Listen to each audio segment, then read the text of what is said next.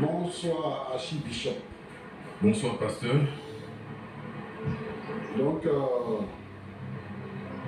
tu as des problèmes avec ton petit? Oui. Non, moi, je n'ai pas de problème avec mon petit, c'est mon petit qui a des problèmes avec Dieu. D'accord.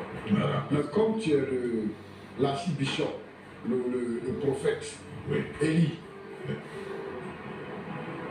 toi, tu es intermédiaire entre Dieu et les hommes. Oh. Et même, on va te regarder, on va te traiter pasteur, comme Dieu. Pasteur, ne me froissez pas, parce que je ne suis pas intermédiaire entre Dieu et les hommes. Je suis un peu comme Dieu lui-même. Bon, tu es Dieu. Voilà. Bon, la Bible dit quoi? La Bible dit que quand Dieu a tant aimé le monde qu'il a donné son Fils unique. La Bible dit, bien-aimés, aimons-nous les uns les autres. Hein? Car l'amour est de Dieu. Et quiconque aime est né de Dieu. Celui qui n'aime pas n'a pas connu Dieu. Pour que quelqu'un vienne m'apprendre la parole de Dieu, ou bien c'est pourquoi? Finalement, vous me voulez quoi? Non, moi, je veux te... Je ne vais pas accepter que tes pasteur vienne s'asseoir ici et m'insulter. Je dis, écoute-moi. C'est la foutaise. Je dis, tu es sur mon plateau. Tu as vu, non? Maudit est la cause. Je dis, hé, assieds-toi. Tu es sur mon plateau. Je dis de t'asseoir. Calmez-vous, calmez-vous, calmez-vous. Alors, c'est pas ça. C'est pas ça dans ton église là-bas. Ici, tu as pas d'accord. Tu dois m'écouter. Calmez-vous. Tu as fait tout ce que tu voulais. Maintenant, c'est mon tour de parler. Calmez-vous. Ça veut dire quoi? Ça veut dire quoi? Tu peux pas te calmer? Mais c'était mon avant. Tu peux pas te calmer? Non, calmez-vous. Ça va, c'est toi qui me demandais? Calmez-vous. Au quartier, tu peux pas me dire ça.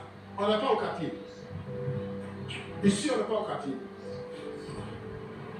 Calmez-vous. Un enfant que tu as recueilli chez toi, parce qu'il t'a fait des reproches, tu le maudis.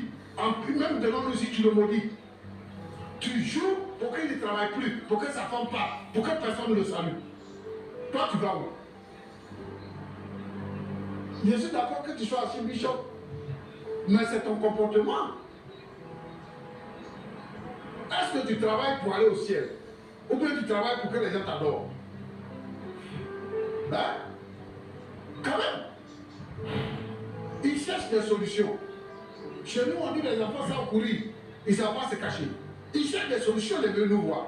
Donc si tu viens quand même, moi je t'ai vu, tu es entré avec une certaine aisance, et puis tu es dans ça. Mais tu m'as pas la question. C'est pas comme ça, moi, moi, j'ai donné mon passeport pour le ciel. Et toi qui parles là, tu es passé là, tu as pourquoi? Un enfant que j'ai fait, il est, vous le défendez, et puis moi, attendez, monsieur, Dieu me deux parties. Mais moi, en fait, ce que je constate, c'est que toi-même tu as dit ça. Tu dis que tu n'es pas parti à l'école pastorale. C'est-à-dire que tu n'as pas eu le temps de mûrir spirituellement toi-même. Et tu n'as pas connu la parole de Dieu. Donc quand tu es allé à ce séminaire-là, il a fallu une parole pour te désorienter et complètement tu es désorienté. Et actuellement là, tu es rempli de toi-même. Tu ne n'agis pas comme un chrétien. Et si c'est comme ça qu'on doit servir Dieu, c'est pas la peine. C'est-à-dire qu'on vient à l'église pour chercher Dieu. Et la Bible nous apprend à être humble. Dieu résiste aux orgueilleux, mais fait grâce aux humbles. Et c'est que le comportement que tu as devant nous ici, là, c'est le comportement d'un orgueilleux. Tu veux que Dieu te résiste? Quand même si tu as aidé quelqu'un, c'est pas toi qui viens donner le souffle de vie. Et tu ne te donnes pas son souffle de vie.